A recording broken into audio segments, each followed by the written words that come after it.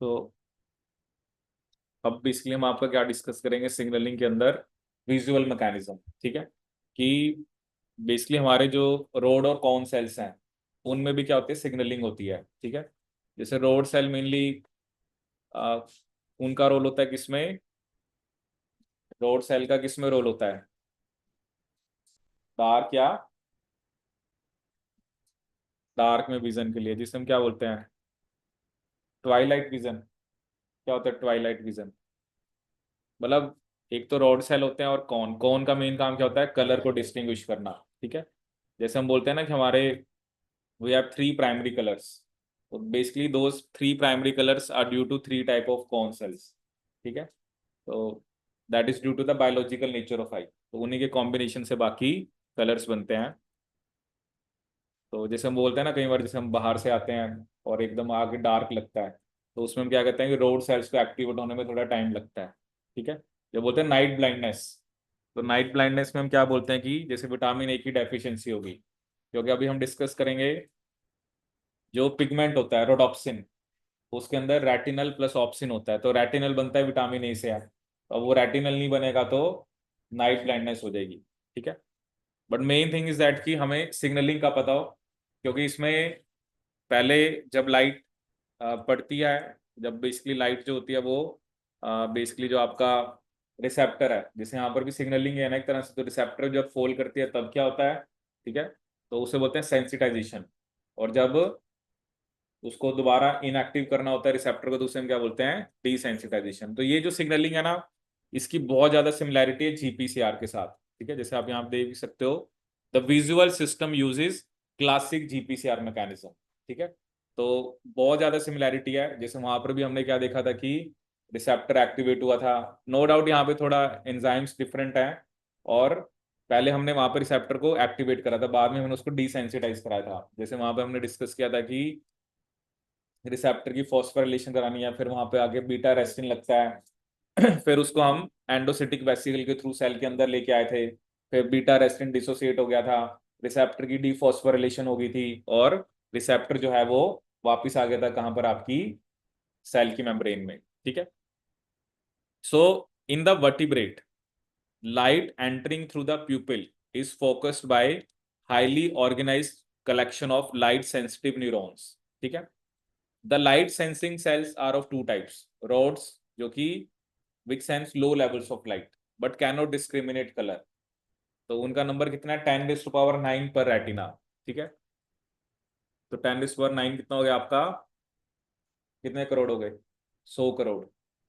100 करोड़ तो रोड्स हैं, और कौन सा है, 3 × 10⁶। ठीक है, तो 10⁶ कितना होता है आपका, 10 लाख। तो 30 लाख क्या है, कौन सा है, which are less sensitive to light but can discriminate colours.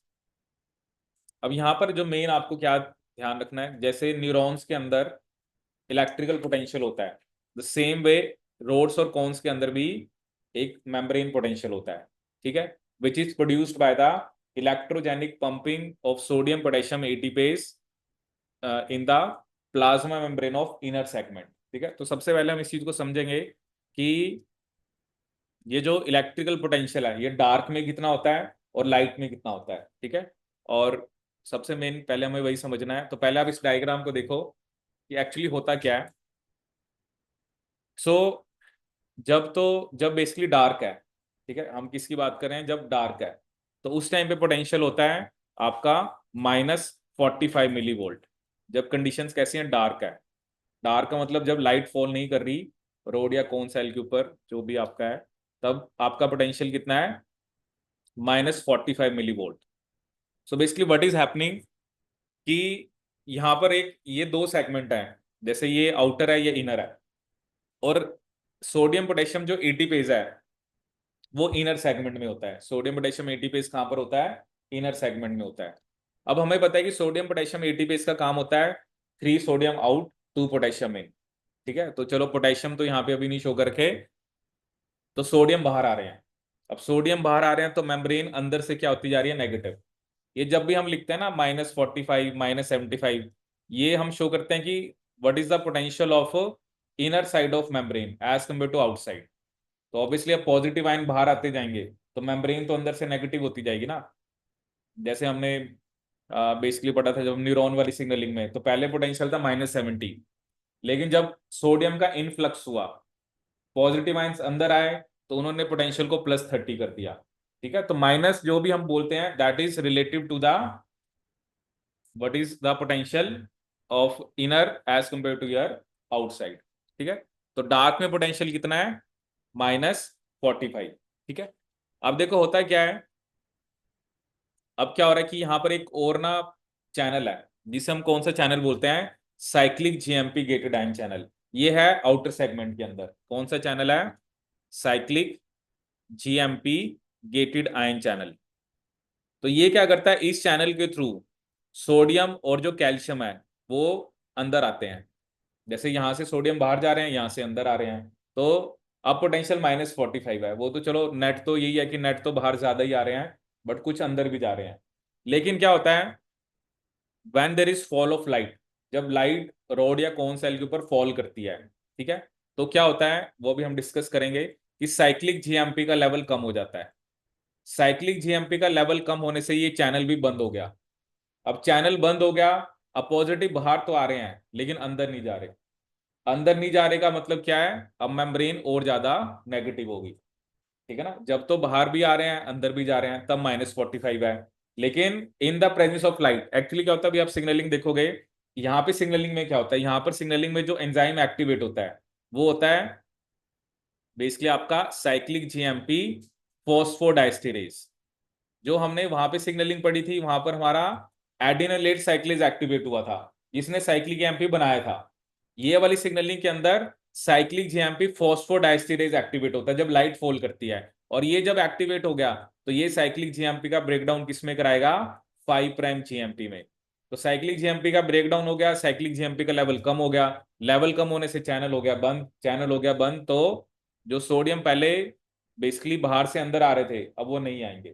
ठीक है, तो यू कैन से कि मेम्ब्रेन जो है वो हाइपर पोलराइज होगी। पहले -45 था, अब कितना हो गया? -75। पहले पोटेंशियल कितना था? -45, अब कितना हो गया? -75। ठीक है,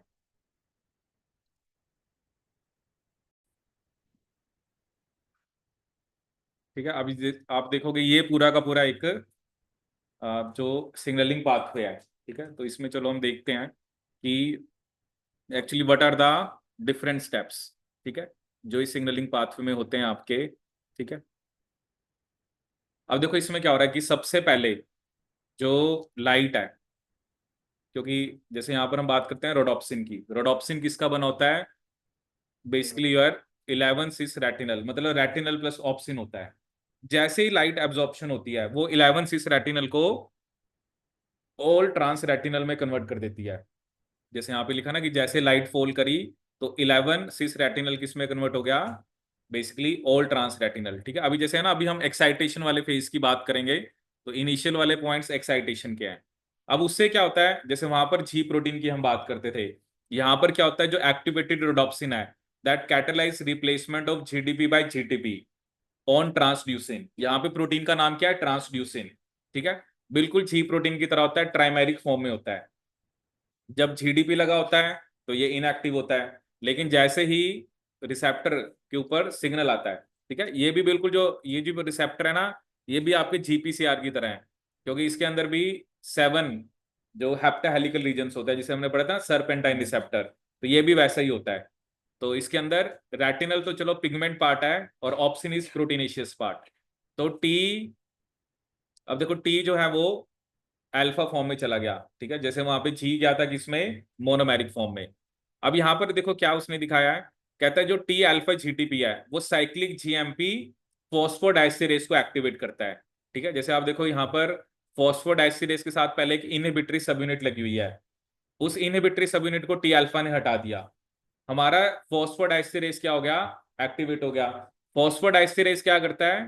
active phosphodiesterase reduces cyclic GMP2 below the level needed to keep cation channel open। जो हमने डिस्कस किया था कि आउटर सेगमेंट के अंदर जो चैनल होता है, क्योंकि वो तो सोडियम कैल्शियम को अंदर लेके आ रहा है, लेकिन फॉस्फोडाइस्टेरेस साइक्लिक जीएमपी को 5' जीएमपी में कन्वर्ट कर देता है। इसकी वजह से साइक्लिक जीएमपी का लेवल इतना कम हो जाता है कि चैनल आपका बंद हो गया। ठीक है, now the cation channels close. So there will be no influx of sodium and calcium, और मेम्ब्रेन कैसी होगी, हाइपरपोलराइज, और जो सिग्नल है वो ब्रेन के पास चला गया। यही सब हमने डिस्कस किया ना। सो मैंने अभी आपको फॉस्फोडाइस्टरेज का थोड़ा बेसिक ही बताया था, बट हो क्या है, रिसेप्टर, वहां पे जो रिसेप्टर था जो जीपीसीआर में था, उसने जी प्रोटीन को एक्टिवेट करा था, यहाँ पे उसका नाम ट्रांसड्यूसिन है। वहां पर अल्फा ने किसको एक्टिवेट करा था, एडिनिलेट साइक्लेज को। यहाँ पर उसने किसको एक्टिवेट करा, फॉस्फोडाइस्टरेज को। फॉस्फोडाइस्टरेज की एक्टिवेशन होने से साइक्लिक जीएमपी का ब्रेकडाउन हो गया। साइक्लिक जीएमपी का लेवल कम होने से क्या हुआ आपका, उसका लेवल कम होने से क्या हुआ, चैनल बंद हो गया और मेम्ब्रेन होगी हाइपर पोलराइज। ठीक है, ये हमने बात करी है एक्साइटेशन की। ठीक है, अब ऑब्वियसली ये तो है नहीं कि सिग्नल चलता रहेगा, यू हैव टू अडेप्टेशन या रिकवरी, यू हैव टू, जैसे उसमें हमने क्या कहा था जीपीसीआर के अंदर कि हमें वहां पर साइक्लिक एमपी बना था, तो हमने साइक्लिक एमपी का ब्रेकडाउन कराया था। दूसरा हमने कहा था जी प्रोटीन को दोबारा मोनोमेरिक से ट्राइमेरिक फॉर्म में लेके आओ। और तीसरा, रिसेप्टर को जो है वो डिसेंसिटाइज करो। अब देखो यहाँ पर भी क्या स्टेप्स हैं। अब ये नेक्स्ट वाला जो है रिकवरी की बात कर रहा है। अब वो कह रहा है कि यहाँ पर एक और चैनल है, कॉन्टिन्यूड इफ्लक्स ऑफ कैल्शियम। जैसे एक और ना, एक और एक्सचेंजर होता है कैल्शियम सोडियम, वो क्या करता है basically, continued efflux of calcium, मतलब कैल्शियम बाहर जा रहा है। ठीक है, जैसे कैल्शियम चलो पहले जो भी अंदर था, कैल्शियम बाहर जा रहा है और सोडियम अंदर आ रहा है। ठीक है, क्या हो रहा है, continued efflux of calcium through the sodium calcium exchanger, उससे कैल्शियम का लेवल साइटोसोल में कम हो जाता है। ठीक है, अब वो क्या कह रहा है, कैल्शियम का लेवल कम होने से ग्वानिलाइल साइक्लेज एक्टिवेट हो जाता है, क्योंकि अब आपको उल्टा चलना है। अब आपको साइक्लिक जीएमपी को दोबारा उस लेवल पे लेके आना है जो पहले था। कैल्शियम क्या करता है, वो ग्वानिलाइल साइक्लेज को एक्टिवेट करता है और फॉस्फोडाइस्टरेज को इनहिबिट करता है। ठीक है, जब तो कैल्शियम का लेवल क्या था हमारा, ज्यादा था, तब ये फॉस्फोडाइस्टरेज एक्टिव था। लेकिन कैल्शियम कम होने से ग्वानिलाइल साइक्लेज एक्टिव हो जाता है और फॉस्फोडाइस्टरेज इनहिबिट हो जाता है। अब cyclic GMP rises towards dark level, जिसकी वजह से ये चैनल दोबारा ओपन हो जाएंगे और पोटेंशियल दोबारा हम -75 से -45 ले आएंगे। ठीक है, एक तो हम साइक्लिक जीएमपी को उस लेवल पे ले आए और पोटेंशियल भी उस वजह से हमारा दोबारा उसी जो डार्क में था, उसी वही पोटेंशियल दोबारा आ जाएगा। अब वो क्या कर रहा है कि स्लोली, अब नेक्स्ट स्टेप उसने क्या लिखा है, जो इसने सॉरी 8 स्टेप यहाँ पे दिखाया पहले, फिर ये 9th है, उसने क्या दिखाया, जो रोडोप्सिन काइनेज है, वहां पर क्या था, बीटा एनर्जिक रिसेप्टर काइनेज। यहाँ पर क्योंकि उसने बीटा एनर्जिक रिसेप्टर की फॉस्फोरिलेशन करी थी, यहाँ पर होता है rhodopsin kinase. Phosphorylates bleached rhodopsin, bleach का मतलब क्या होता है, जिसके ऊपर लाइट पड़ी है, जैसे बोलते हैं ना ब्लीचिंग, जैसे कपड़ा ब्लीच हो गया तो उसका कहते हैं कलर फेड हो जाता है, तो जिसके ऊपर लाइट फॉल करी है उसको हम ब्लीच्ड रोडोप्सिन बोल रहे हैं। और क्या रहा है, low calcium and recoverin stimulate this reaction. ठीक है, तो कह रहा है इसके लिए जैसे कैल्शियम बाहर गया था, तो कैल्शियम का लेवल जब कम होता है, और and recovering stimulate this reaction, कि जो रोडोप्सिन काइनेज ने फॉस्फोरिलेशन करनी है। ठीक है, फिर यहाँ पे आके अरेस्टिन लग गया, जैसे वहां पे अरेस्टिन 2 था, यहाँ पे बोलते हैं arrestin 1। Arrestin binds phosphorylated carboxy terminus inactivated inactivating rhodopsin.